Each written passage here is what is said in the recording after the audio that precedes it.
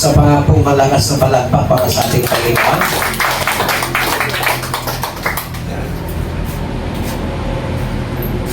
Ito po yung pang-unang week mula sa 52 weeks ng 2025. Tapos na po ang isa, so may 51 weeks pa po tayo. Ang bilis po ng panahon.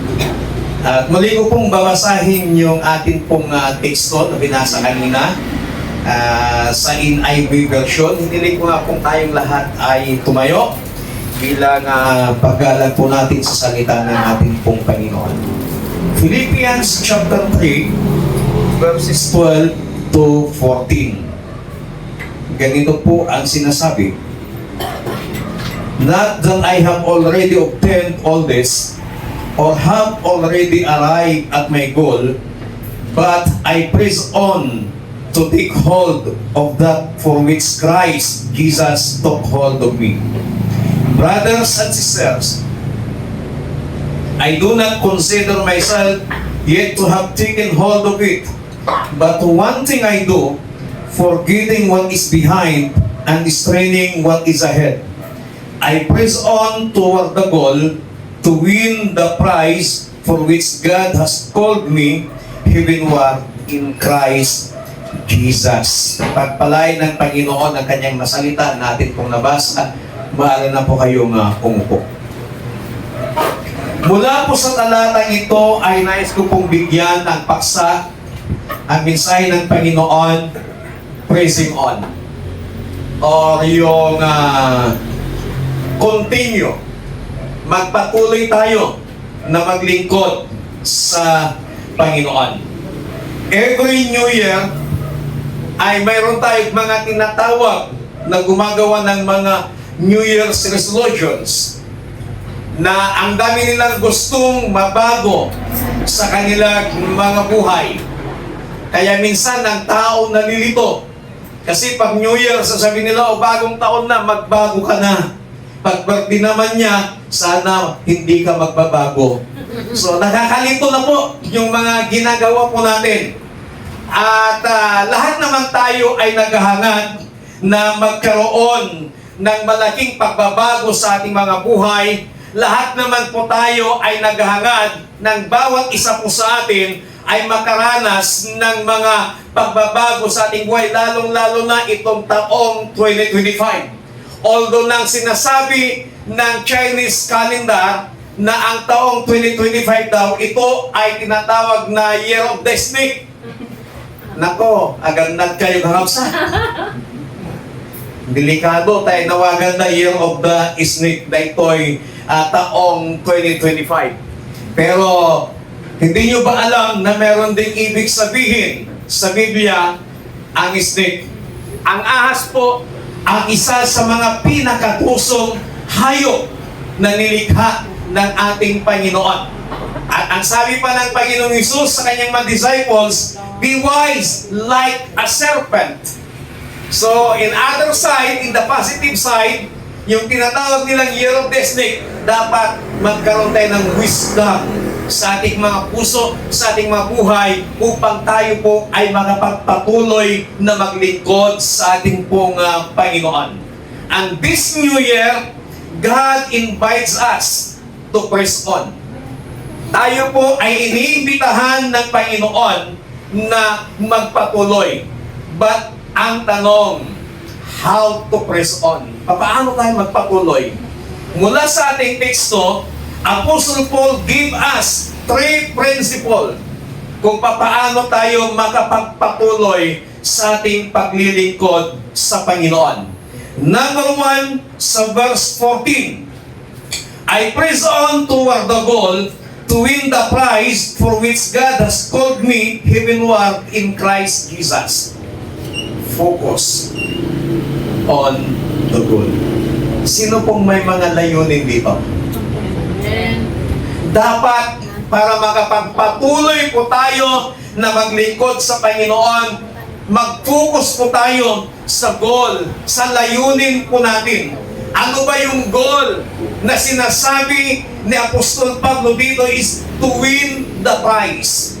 Yung layunin po natin ay makamit ang premyo.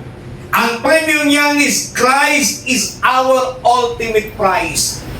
Ang ating Panginoong Hesukristo ang ating prize or premyo.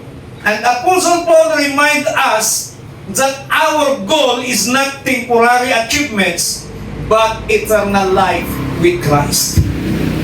Yung layunin po natin ay makamit yung buhay na walang hanggan. At itong prinsipyong ito na Apostle Pablo give us strength to endure trials in life.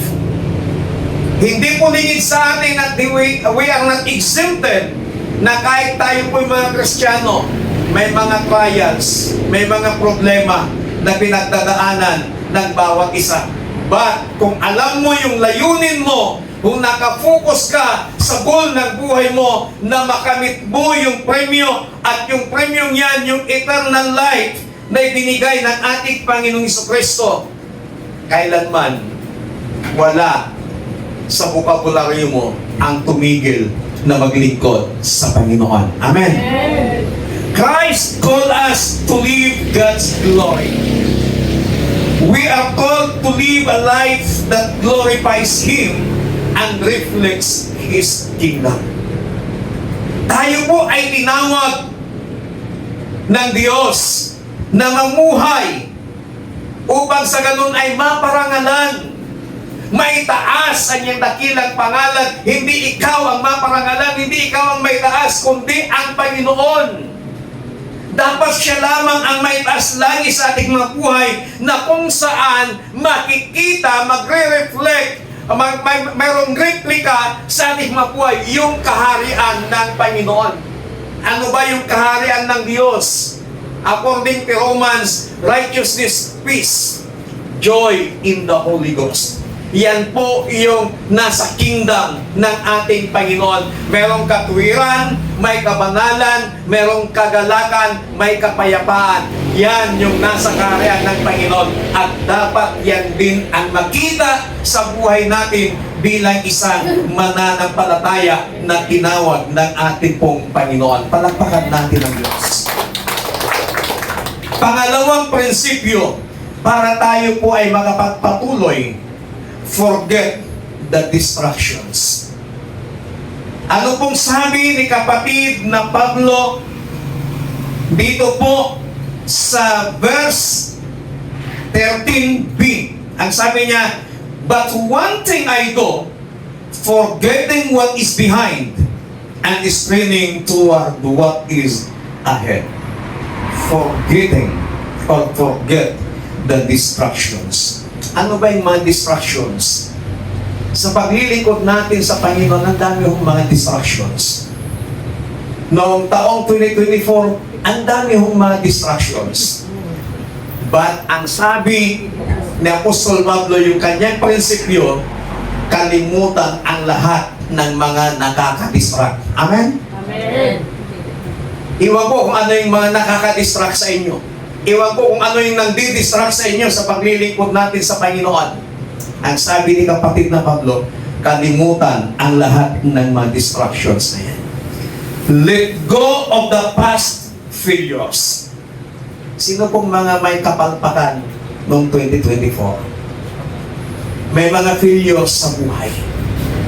May mga pagkukulang. May mga pagkakamali. Ang sabi ni Apostol Pablo, one thing I do is forgetting what is behind. Kasi yung mga failures na yan, yung mga mistakes na yan, yun po yung mga nakaka-distract po sa atin. Dwelling on the past mistakes can rob us the joy and opportunities God has for us today. Kung tayo po ay mananatili sa nakaraang pagkukulang, sa nakaraang pagkakamali, nanakawin niya yung ating kagalakan at mga oportunidad na ibinigay sa atin ng Panginoon na maaari niyang gawin sa ating mga buhay. Yung mga kasalanan na gawa po natin noon, uulitin ko, huwag na nating hukayin. pinatawad na yun ng Panginoon. Amen. Wala nang mangungkat-ungkat nung mga nakaraan. Maraming mga magkakaibigan, magkakabarkada, magkakapamilya, magkarelasyon na kapag mayroong hindi pinagkaunawaan, nako yung panahon palong kupong-kupong muling naungkat. Pero ang sabi ni kapatid na Pablo, forget or let go of the past failures. Let go of the past success. Pati pala yung tagumpay, nakaraang tagumpay natin. Kailangang i-let go natin, huwag nating tambayan ang nakaraang tagumpay sa ating mga buhay. Because even achievements can become distractions if they prevent us to press on. Yung mga tagumpay natin nung mga nakaraan, huwag nating tambayan. I-let go po natin yon. Panibagong tagumpay na naman yung ating titignan, yung ating susungkitin, yung ating hahangarin na maranasan natin itong taong 2025. We must identify and remove the distractions in our lives. Kailangan alamin po natin ano ba yung mga nakaka-distract sa buhay mo. Kung ang nakaka-distract sa buhay mo, mas marami ka ng panahon sa social media, sa Facebook, medyo bawas-bawasan mo. Actually, may dudulot naman kapag nag-Facebook ka, nagsiselfon ka na nakatagilid. Kasi pag bumagsak, hindi matamaan yung mukha mo. Pero pag nakahilata ka, nag-Facebook ka, nagsiselfon, may posibilidad matamaan yung mukha mo pag pinantok ka na. Kaya, kung yun yung mga distractions po natin sa paglilingkod natin sa Panginoon, medyo bawas-bawasan po natin yun. So, sa buhay po natin, we must identify and remove the distractions in our lives. Pangatlo, at ang panghuling prinsipyo ni kapatid na Pablo, pressing on with determination. Yung magpatuloy ka na may determinasyon. Alam nyo ho, maraming nagtatagumpay, marami akong narinig na mga patutuo ng mga successful engineers, successful attorneys, successful teachers na bago nila narating yung mga bagay na meron sila, katakot-takot ang kanila pong mga naranasan. Pero dahil meron po silang determinasyon na makapagtapos na pag-aaral, meron silang determinasyon na balang araw may angat nila ang kanilang mga mahal sa buhay mula sa kahirapan. Kaya kahit anumang hirap, kahit anumang balakid, dahil may determinasyon sila, pilit nila itong kinakaya kasi nakapokus sila doon sa kanilang goal. So we must run with perseverance. Magpatuloy tayo ng may pagpigila. At dahil yung makunkunay Ilocano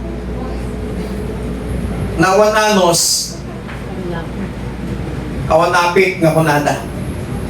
Pag may tiyaga, may nilaga. Pag wala kang tiyaga, wala kang nilaga. Ibig sabihin nun, bilang isang Kristiyano, na kahit anumang problema, kahit anumang pagsubok ang ating maranasan, magpatuloy tayo. Huwag tayong magmadali. Magpatuloy tayo na maglingkod sa Panginoon. Finish the race. Hindi lamang magpatuloy, kundi tapusin niyong takbuhin. Marami pong nagsisimula. Madali pong magsimula. Pero ang tanong, yung pagtatapos. Na hanggang kunin ng Panginoon yung ating buhay hanggat hindi siya bumabalik upang tayo kanyang kunin. Tapusin natin ang takbuhin ating nasimulan. Finish what we start. Tapusin natin kung ano ang ating sinimulan. Nasimulan mo lang maglingkod sa Panginoon, tatapusin mo yon. Sana isa sa mga principles natin na itong 2025, nasimulan mo na, tatapusin mo na hanggang dumating ang ating pong Panginoon. Palakpakan natin ang Panginoon Diyos. Meron pong isang greatest runner na ito po ay si Derek Redmond. Sumali po siya noon 1995 Olympics. Pinanood ito ng buong mundo. Ang dami hong nanood. Pero sa kasagsagan, sa kalagitnaan ng kanilang pagtakbo, biglang nag-cramps yung kanyang paa. Hindi man siyang nanalo, pero alam nyo ho, tumanggap ng standing ovation itong si Derek Redmond mula sa 65,000 na crowd na nanonood doon. Kasi hindi pinag-usapan, it is not about winning, it's about finishing. Hindi man siya nanalo, pero kahit nag-cramps yung kanyang paa, pinilit niyang tinapos yung takbuhin hanggang makarating sa finish line.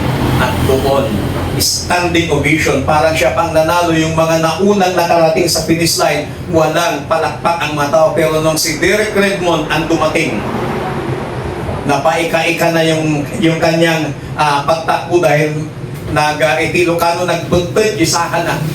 Pero pinilit niya na tapusin yung takbuhin. Palakpakan ang mga tao. 65,000 crowds tumanggap ng standing ovation si Derek Redmond. Panoorin po natin ang video nito.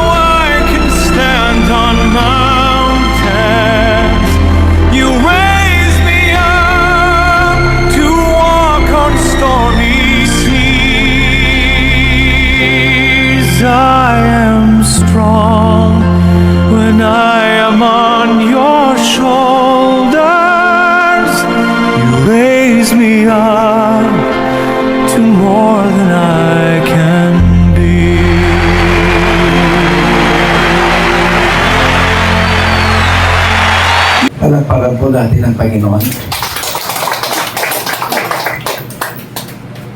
Nakuha po natin yung message. Amen. Yung lumapit sa kanya, tatay niya yun. Nung makita na ng tatay niya na hindi na niya kaya, tinalalayan siya. Sabi ni Derek Redmond, bakit mo to ginagawa tayo?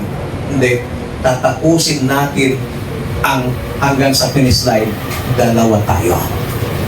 Piling ko nga kung tayong lahat ay kumain. Alam niyo, habang pinapanood ko yung video niyan kagabi, ako po ay umiyak, hindi makakit-over talaga. Marahil sa hapong ito, hindi mo alam yung pinagdadaanan ng kapatid. Marahil nahirapan na siya. Marahil gusto na kayong sumuko na maglingkod sa Panginoon dahil sa bigat na nararanasan niya sa kanyang buhay. Pero maaari ba sa hapong ito, yung katabi mo, maaari bang lapitan mo kung magkatabi kayo at bayan mo siya at sabihin mo sa kanya, tatapusin natin ang ating nasimulan. Yung pagtapik mo, pag-akbay mo sa kayong katabi, napakalaking bagay yan. At di nyo ba alam na isa sa mga lingwahe ng pag-ibig ay yung physical touch? Kapag mayroong problema yung kapatid, kaibigan, tapigin mo lang sa kanyang balikat, alam na niya ang ibig sabihin. Ibig sabihin, kaya mo yan kapatid. Kaya mo yan po. Kaya mo yan sister. Kaya sa hapong ito, unang linggo ng taong 2025, ano man ang iyong pinagdadaanan, ano man yung mga distractions mo, na nahirapan ka na dahil sa mga distractions na yan sa buhay mo. Meron kang kapatid, meron kang partner sa buhay na sasabihin mo, sabay natin tatapusin ang ating nasimulan na paglilingkod sa Panginoon hanggang sa kayo dumating. Awitin natin yung koro ng Christ is enough for me. Yung I have decided to follow Jesus. Ito sana yung ating panalangin. Ito sana yung ating desire at sasabihin sa Panginoon na desidido tayong sumunod, maglingkod sa Kanya. Walang atras. Sabihin nga natin, walang atrasan. Itututo ka na to. Hallelujah. Oh, we praise you, Jesus. I have decided to follow Jesus. No turning back. No turning back. I have decided to follow Jesus. No turning back. No one goes before me. No one. I still follow. No turning back. No turning back. Still I will follow. No turning back. No turning back. I have decided. I have decided to follow Jesus.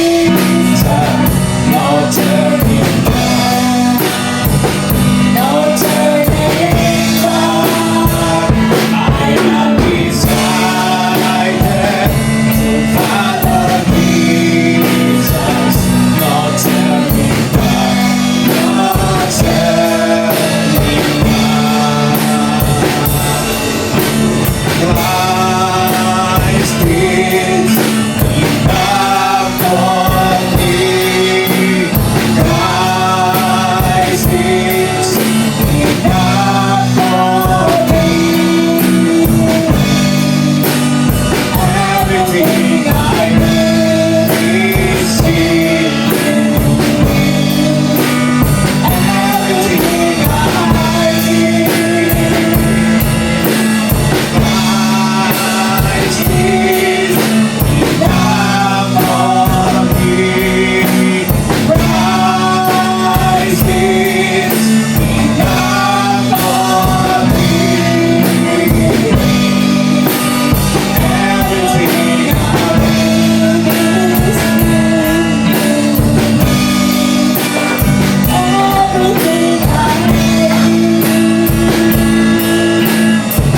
I have desire.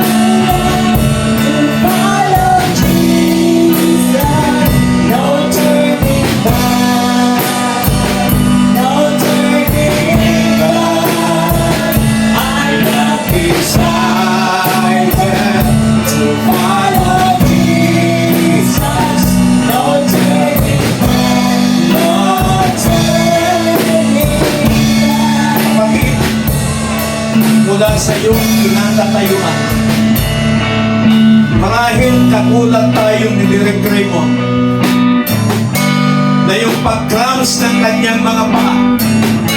Marahil tayo po sa ating patuloy na paglilingkod sa Panginoon, bigla tayong nadapa, bigla tayong na-discourage